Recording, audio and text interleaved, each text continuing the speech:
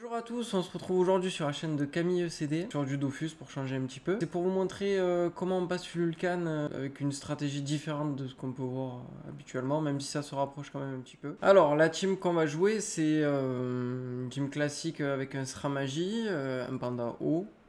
Le Panda haut qui peut être remplacé par n'importe quel personnage ici, hein. Ne vous inquiétez pas, si vous n'en avez pas, c'est pas grave.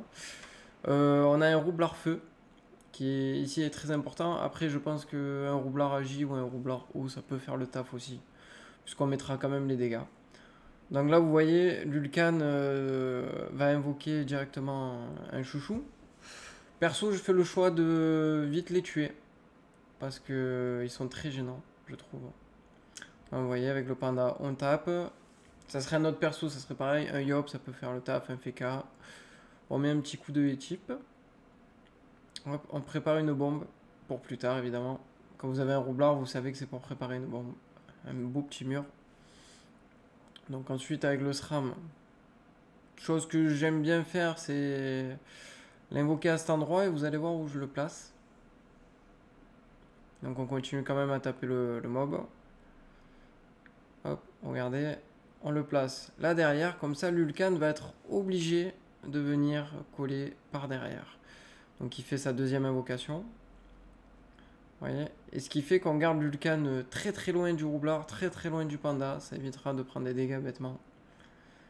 Le SRAM tank plutôt bien. Je ne l'ai pas mis avec des résistances, il n'y avait pas trop besoin. On est sur l'étage 50, on n'est pas sur l'étage 100. Voilà, ça revient au panda, on continue à focus le même mob. Ce qui fait que tour 2, on aura quand même déjà tué un mob. C'est beau.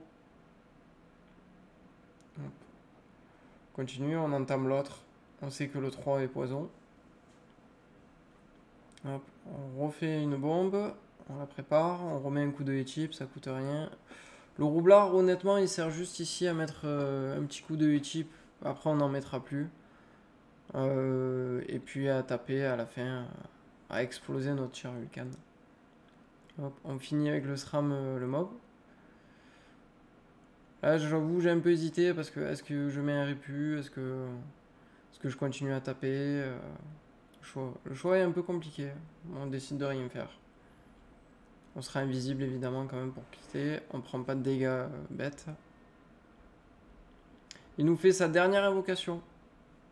Alors celle-là, il me semble qu'elle a des raises, des faiblesses agi. Donc ça va être très très simple de la tuer.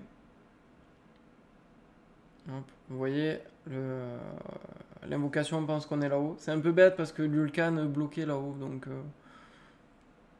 comme quoi l'IA des mobs est un peu débile là pour le coup. Hop, on continue à taper avec le panda.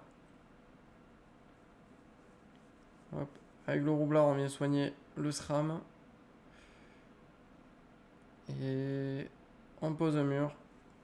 Alors, il y a de grandes chances que ce mur soit pété par les invocations, mais au moins ça les occupera, ça évitera qu'ils viennent de me taper. Donc, tant mieux. On sort l'invisibilité pour taper un maximum. On bouge avec le SRAM. On va se cacher. Ouais. Notre panda vient se faire taper. On a fait une petite erreur de placement. S'il avait été derrière le mur, il ne se serait pas fait taper. Et c'est là que les choses se gâtent. C'est le moment le plus compliqué. Il invoque ses 3 boules. Alors, beaucoup se servent de ces boules pour diminuer de moitié la vie du boss. Vous le verrez dans d'autres vidéos, je pense, sur YouTube. La chose à savoir surtout, dans ma stratégie à moi, c'est de ne surtout pas les bouger. Parce que si vous les bougez, elles vous feront passer le tour de tous vos personnages. Et si vous passez votre tour, ben évidemment, vous allez sûrement perdre un perso par l'Ulcan ou par les mobs. Et donc là, il faut savoir que tant qu'elles sont sur le terrain, l'Ulcan ne bouge pas. Donc ça sert à rien de donner de la visibilité à l'Ulcan pour vous taper. Vous restez un peu caché. Là, je vais péter ma bombe parce qu'elle va gêner.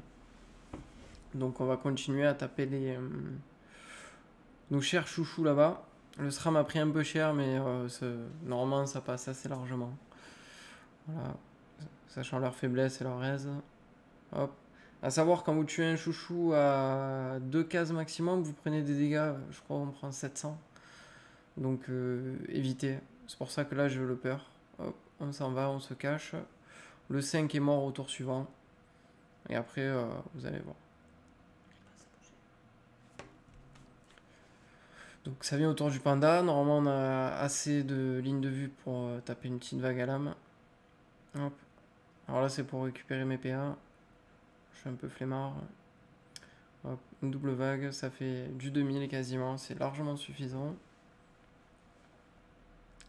Hop. On est toujours avec le roublard. Normalement, un coup de E-type toujours. Ah, ça sonne plutôt bien les types, un roublard full feu. On peut. Je le conseille honnêtement. Pour les nouveaux serveurs qui arrivent, n'oubliez pas de vous préinscrire d'ailleurs. Le 12 mars, ça peut vous servir. On fera une guilde avec Camille et avec les gens du stream.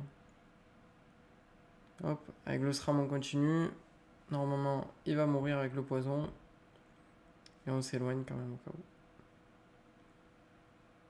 Donc là, l'Ulcan continue à attirer ses invocations. Donc là, il va falloir préparer le mur, puisque le tour prochain, l'Ulcan sera vulnérable, puisque pour l'instant, tant qu'il a les boules sur lui, enfin invoqué, il est invulnérable. C'est pour ça que je ne le tape pas de tout à l'heure. Donc le but, ça va être de placer au millimètre près ses bombes, histoire de le foutre dedans. Et de pas avoir trop de manip à faire avec le roublard. C'est pour ça que j'aime bien le panda, c'est-à-dire si je peux m'éviter des mouvements un peu embêtants à faire avec le roublard, je fais avec le panda. Vous voyez, je l'ai placé pour le tour prochain. Hop. Ici, on va attirer avec deux aimantations les boules proches de Lucan. Alors, je suis un peu lent à jouer, évidemment. Vous voyez, on les rapproche de Lucan. On rapproche cette bombe également.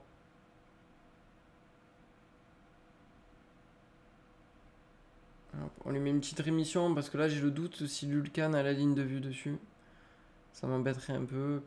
Puis il me semble que je vais repérage avec le SRAM. Pour justement cacher cette bombe. Non, je ne le fais pas. On prépare le poison, ça peut toujours servir. Un petit piège empoisonné. Non.